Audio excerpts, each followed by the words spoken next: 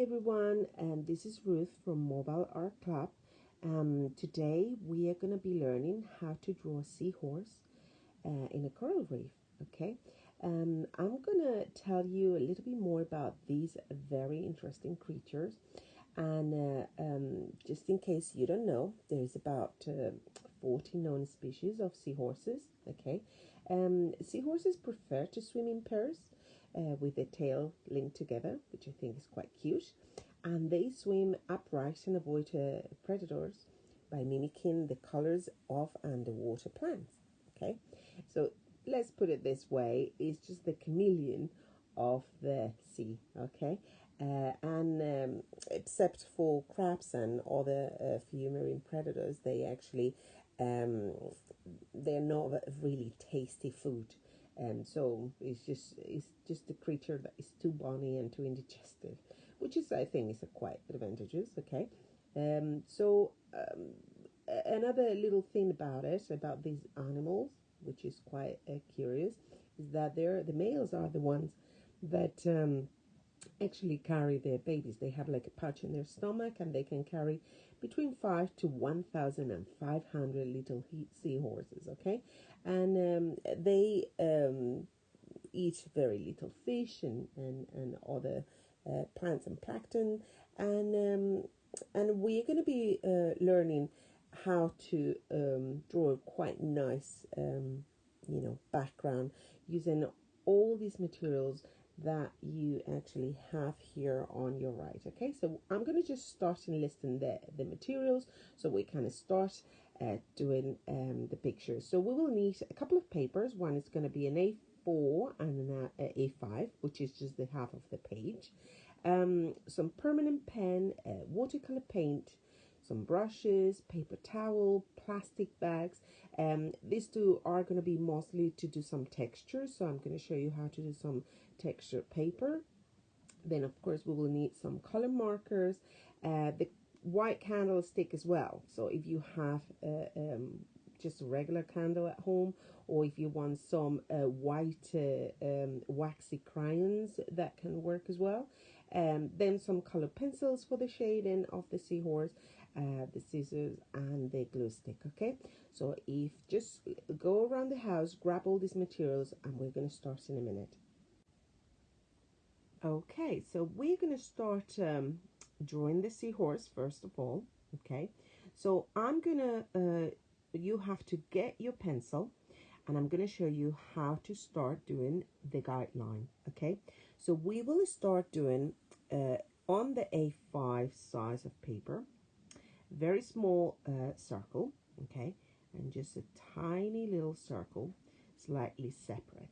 Okay, then we're going to do a bit of a more like an oval. Okay, which is far away from the head, and we're going to connect these two with this sort of little curve line and just do a bit of a spiral. Okay, just remember that this is the guidelines. We don't want to do it too small on the paper, but we don't want to do it huge that we cannot fit it in. Okay, so just make sure that you control the size. Okay, and we have enough space on this area here just to fit the fin and any of the other little features that we have. Okay, so we're going to start first getting your pen, okay, and drawing the top of the head. So the first thing that we're going to be doing is just going to be connecting the two circles to start and drawing the head. So just grab your pen, and we're going to be doing a curved line to join the two circles. Okay, just at the end of the circle we're going to be doing the mouth, so it's just going to be a little curved line, and we're going to go back in to the second circle and curve it a little bit. Okay, now we're going to start in adding a couple of details, like that tiny little thing that looks like a crown, and we will leave some space for the top fin. Okay, so we're going to go here, just continue doing that little line, and maybe do a tiny little curly thing, something that looks a bit like a crown, which is just like this, okay? And then we're going to stop because I'm going to show you how to do the fins, okay? So we will come back on this side here. We do straight line in one side, straight line on the other side, and just do some little kind of squiggly lines, and we're going to join these two together, okay? Before we actually do the one at the back, I'm going to just continue doing the back of the seahorse. So we do stop, jump over and continue, and we're going to sort of go with this curved line. Oops, hold on, I just went a little bit too far. So we're going to just go back there and go with a little curvy line, okay? Now that we have it, what we're going to do, I'm going to start in doing a few of the little kind of spikes that you see on this side here, okay? So just grab the pen again and just do up and down, just a bit like a dragon, okay? So we will do some little spikes. We're going to stop about halfway because we're going to do the other little fin. So I'm going to stop about probably a little bit lower, about there, okay? And then we're going to start in drawing the little back fin on the top of the head. Now continue that little line a little bit more. Oh, sorry, it's not in the same place. So there, okay? And then we're going to do the back top fin. So it's just like another little curve line, and just do, hold on, the curve line has to be a bit more separate there, and just do some little curve lines that we're going to join in there, okay? If you want, you can give it some texture, just doing some tiny little lines in there as well as there, okay? For the eye, you're going to come in that area, and we will do, let's see if I can do it, because this is actually, I always remind you that I'm drawing with my fingers, so it's quite challenging. But we will do just a circle, okay, about there, and you could just do it like a little dot in the middle if you can. So let's just do it there, okay? And if you want, you can just double it up, something like that. If you see on that picture here, I'm going to just draw it a little bit bigger on the side so you can really get a better look. So if you want to do it like the one you have, it's just a circle, then you're going to do another circle in, and inside that circle we're going to do two tiny little circles. So we do a big one and then another one next to it, and you will fill in black just around those two circles, okay?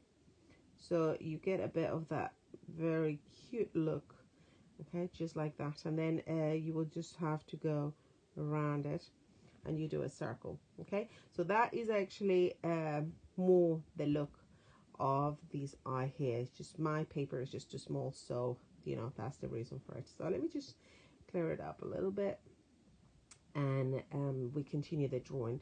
So what we're going to do after that, I'm going to show you how to do that thin hair.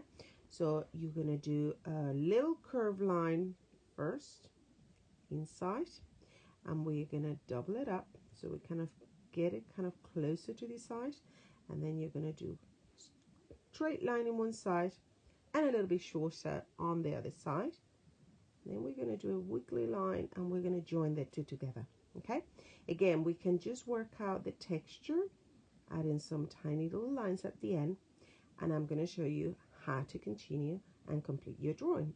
So we're going to come now underneath of the neck, and we're going to just do in that curve line, we're going to join it first with that area here where you have the belly, and now we're going to do a bit of a bump. So we do a little bit of a bumpy line, and then go all the way, make it smaller, and we're going to sort of continue really slowly, and you can just finish up adding the tail. Now I've got it here just a little bit kind of skinny, but you can really make it quite curly, okay? So you know, if I show you again, you could just twist it a little bit more, and then you go back in and join it, okay? So you can really make it quite round there. Now I'm going to show you how to do the little fins at the bottom. So you will just have a little curve line, straight line, and some little curvy lines on one side, and then the other one that it comes from the other side. Hold on a second. There. Okay, so you just do the two tiny little fins in here, and again you can just give some little texture, adding some little straight lines at the end. Okay, right, we're going to do some lines. As you can see here, I mean, this is a very interesting way how you know, how to apply the texture. We were looking into Zentangles last week, so if you want to continue doing that kind of thing on your features for the seahorse, that's great. If you want to keep it more like realistic, I'm going to show you exactly how you can do the texture. So we're going to get a line, and we're going to separate just in the middle. Okay, you do stop, jump over, and continue here, and just a little bit in there. And normally you will have some curved lines on that side here, okay, all the way down, and maybe with another little curved line. So this section, it has a bit of the, you know, that kind of texture. And then you can just really do a little bit more like a curvy line just on top of it. And we're going to continue the little things that we did on the side, so you could just carry on doing some of this little squiggly line all the way just about the end. Okay, if you want, you could just do a very, very small curvy line as well at the back. And the last thing we will have to do is rub all the you know, the guidelines, and then we will start in color it in. We will be using the markers, so trying to check the previous image that I show you of the real seahorse, and maybe you can use these colors, or you can just do a bit of a rainbow seahorse if you feel like. Okay, so I'm going to show you now how, on a separate piece of paper, on the A4 paper, we're going to start working on our background, and it's going to be quite fun. So put an apron on, you're going to get a little bit messy. Okay, now that we have our seahorse ready, okay, I'm going to show you how to work on the background. Okay, so you're going to take your A4 paper, decide if you want to do it portrait direction, okay, or you want to do it landscape direction. And then we're going to moisturize the colors on your watercolor palette. Okay, so if you are using the pans, just drop a little bit of water in all the colors. Okay, and although we're going to be just using mostly the cool palette, so with that I mean all the blues and purples and greens. I rather prefer you mix the colors on your actual paper, and we just use the pure colors. So for example, if you're using the portrait direction, okay, you will apply the paint on this way, okay, and then make sure that maybe you can tilt your paper and make that color to be dripping.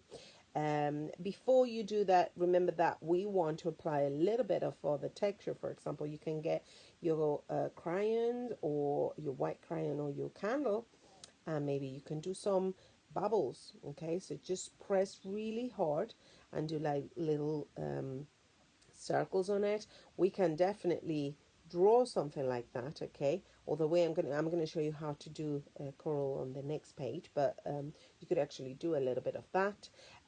If you get some paper towel, you could actually dab it, not too much, one or twice only. Okay, and even with the plastic bag, you can apply some texture.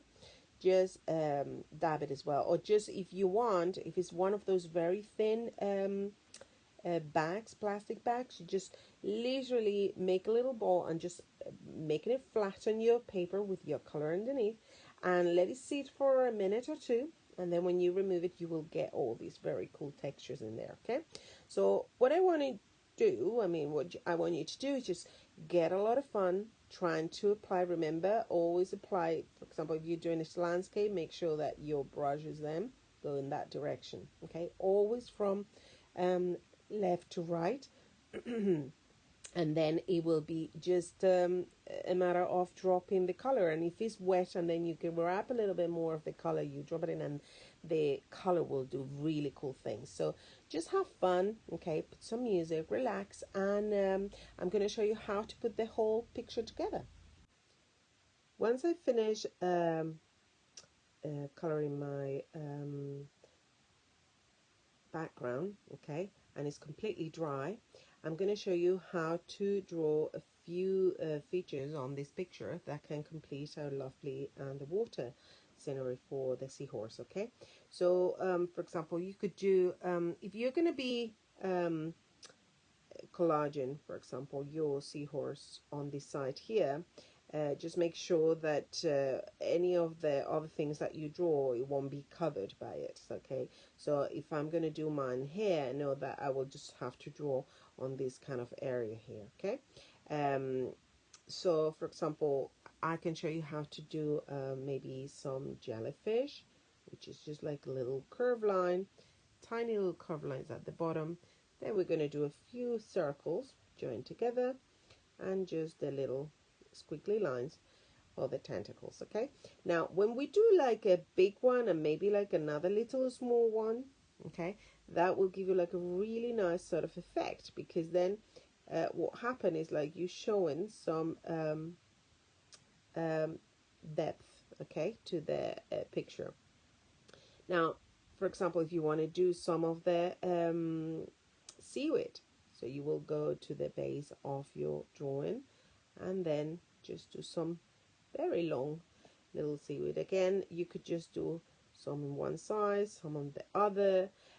You can start in color, and those ones you can use your markers now, okay, and just work on top of your lovely background, so you will get really nice sort of effect and a quite beautiful contrast. Okay, you could just maybe use some of the other colors to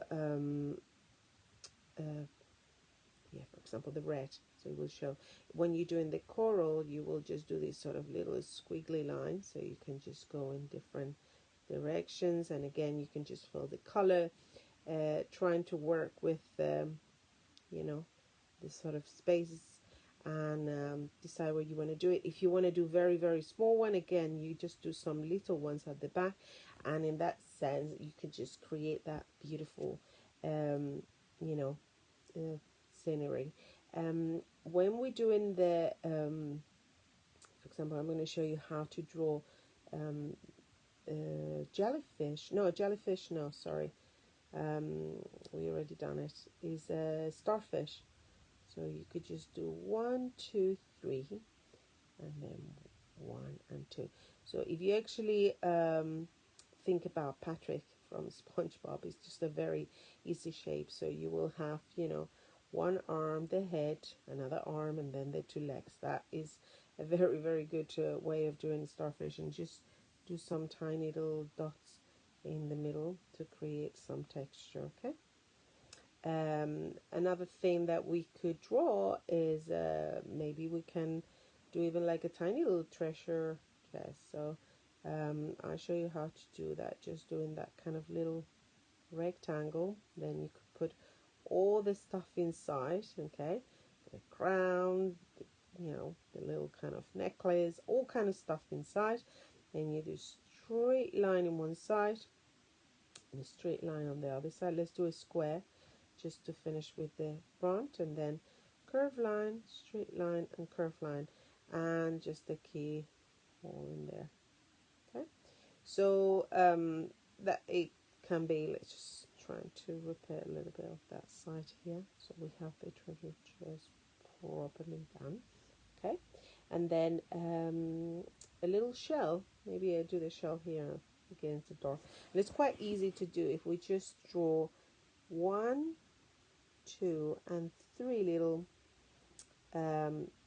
sausages together. Okay, and then the bottom part is just like a curved line like this, and then what I'm going to do is just go with a curved line inside, and then the top spiky lines like that. Okay, I'm just going to fill them in so you can see what is in front and what is behind. Of course, when you're using your markers, you have to take that in consideration, so you will actually have to draw that first. Okay, that you get a bit of a better idea how you can do, okay, your shell. Not necessarily you have to do everything here, just this is some ideas for you to add up in your background.